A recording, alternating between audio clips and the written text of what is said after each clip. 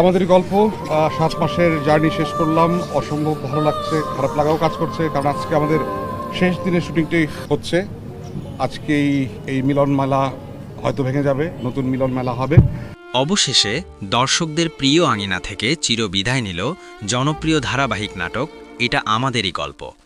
দীর্ঘ কয়েক মাসের ক্লান্তিহীন যাত্রা আর হাজারো স্মৃতির অবসান ঘটিয়ে আজ এই নাটকের শেষ পর্বের শুটিং সম্পন্ন হয়েছে।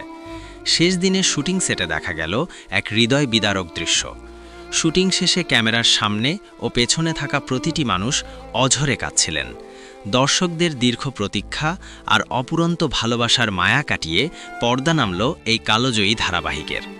সম্প্রতি নাটকটির শেষ দৃশ্য ধারণের পর আয়োজন করা হয়েছিল এক বিশেষ প্রেস মিটে। সেখানে উপস্থিত থেকে শিল্পী ও কলাকৌশলীরা আনুষ্ঠানিকভাবে নাটকের সমাপ্তি ঘোষণা করেন। নাটকটির শেষটা ছিল কল্পনার চেয়েও বেশি আবেগপূর্ণ।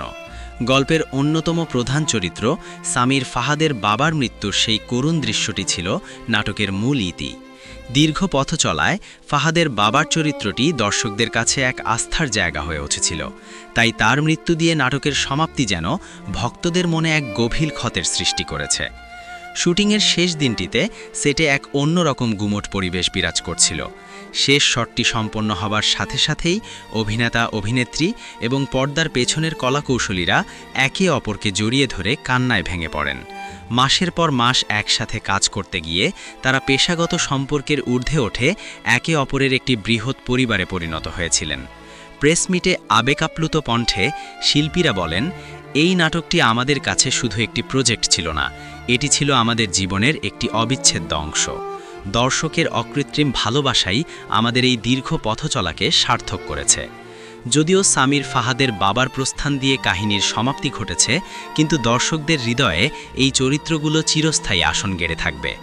বর্তমানে সামাজিক যোগাযোগ মাধ্যমেও এই নাটকের ভক্তরা তাদের শোকাতুর প্রতিক্রিয়া জানাচ্ছেন।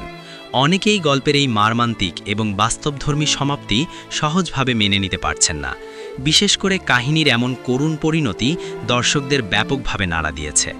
টেলিভিশন পর্দার অন্যতম সফল এই যাত্রা আজ শেষ হলেও এটা আমাদেরই গল্প তার বাস্তবধর্মী প্লট এবং অসাধারণ অভিনয়ের জন্য বাংলা নাটকের ইতিহাসে স্বর্ণাক্ষরে লেখা থাকবে।